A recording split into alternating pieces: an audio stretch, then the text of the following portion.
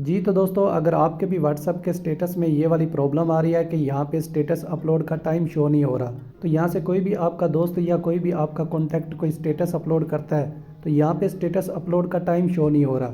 ये आप देख सकते हैं, मेरे व्हाट्सएप में भी यही वाली प्रॉब्लम आ रही है। पहले ये होता था कि जब भी हमारा कोई दोस्त कोई स्टेटस वगैरह अपलोड करता था तो उसके नाम के नीचे टाइम आ जाता था कि उसने किस वक्त स्टेटस अपलोड किया है। यहाँ पे मैं आपको दिखाता हूँ। पहले ये होता था कि यहाँ से इस तरह से टाइम शो होता था, जब भी हमारा कोई कॉन्टैक्ट कोई स्टेटस अपलोड करता था तो उसके नाम के नीचे यहाँ पे टाइम शो हो रहा होता था कि उसने किस वक्त स्टेटस अपलोड किया है।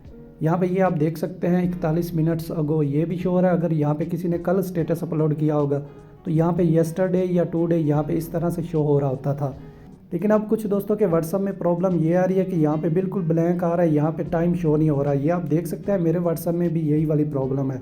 तो यहाँ पे अगर हम किसी का कोई स्टेटस देखते हैं तो तभी हमें पता चलता है कि उसने किस वक्त स्टेटस अपलोड किया है। तो यहाँ से किसी का भी स्टेटस मैं प्ले कर लेता हूँ। यहाँ पे आप देख सकते हैं अब टाइम शो हो रहा है। तो यहाँ पे अगर हम किसी का स्टेटस देखते हैं कि उसने कब अपलोड किया है तो उसके लिए हमको उसके स्टेटस पे क्लिक करना पड़ता है कि उसने कब स्टेटस अपलोड किया है। ये आप देख सकते हैं, मेरे इस दोस्त ने 1 मिनट पहले स्टेटस अपलोड किया लेकिन यहाँ पे टाइम शो नहीं हो रहा।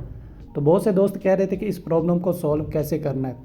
तो दोस्तों, बाज़ औक़ात ऐसा होता है कि आपके प्ले स्टोर में जो ऑटो अपडेट का ऑप्शन होता है वो इनेबल होता है। मैं आपको दिखाता हूँ। तो इसके लिए यहाँ से हम प्ले स्टोर में चले जाएंगे। प्ले स्टोर में जाने के बाद यहाँ पे आप राइट साइड कॉर्नर पे देखेंगे, यहाँ से आपको अपनी प्रोफाइल नज़र आ रही होगी।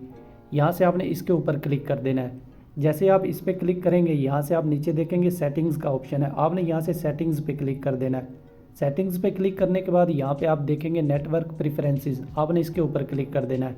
इस पर क्लिक करने के बाद यहाँ पे आप देखेंगे ऑटो अपडेट ऐप्स, आपने इसके ऊपर क्लिक कर देना है। तो यहाँ पे आप देख सकते हैं update all apps over wifi और मोबाइल डाटा। तो इसका मतलब यह है कि जब भी आपके मोबाइल का डाटा ऑन होगा या आपके मोबाइल पे वाईफाई कनेक्टेड होगा तो आपके जो मोबाइल के ऐप्स हैं वो ऑटोमेटिकली अपडेट होते रहते हैं। तो इसीलिए बाज़ औक़ात ऐसा होता है कि हमारा व्हाट्सअप भी ऑटोमेटिकली अपडेट हो जाता है। जैसे ही हमारा व्हाट्सअप अपडेट होता है तो अपडेट के बाद जो व्हाट्सअप में न्यू फीचर्स आते हैं या न्यू चेंजिंग्स आती हैं तो उसकी वजह से हमें ये वाली प्रॉब्लम्स देखने को मिलती हैं। तो दोस्तों, मैं आपको बताता चलूँ कि ये कोई प्रॉब्लम्स वगैरह नहीं होती, ये व्हाट्सएप में न्यू अपडेट्स आती रहती हैं।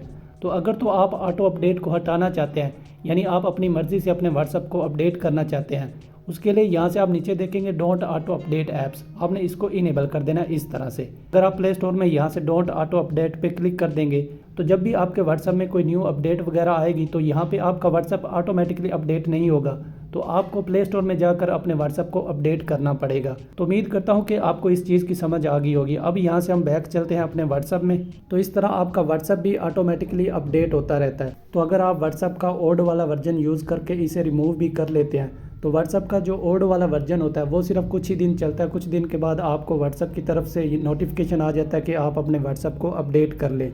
तो बेहतर तो यही होता है कि आप व्हाट्सएप का लेटेस्ट वर्जन इस्तेमाल करें। तो दोस्तों, मैं आपको बताता चलूँ कि ये आपके व्हाट्सएप में कोई भी प्रॉब्लम वगैरह नहीं है। ये अपडेट आने के बाद यहाँ पे टाइम को रिमूव कर दिया गया, यहाँ पे टाइम शो नहीं हो रहा। तो यहाँ पे आपको टाइम देखने के लिए कि किसने कब स्टेटस अपलोड किया है, यहाँ पे आपको उसके स्टेटस पे क्लिक करना पड़ेगा। तो आप वेट करें, हो सकता है कि नेक्स्ट जो इसकी अपडेट आएगी तो इस फीचर को दोबारा से डिसेबल कर दिया जाए और पुराने वाले फीचर को इनेबल कर दिया जाए। तो आप कमेंट बॉक्स में ज़रूर बताइएगा कि आपको ये अपडेट कैसी लगी है।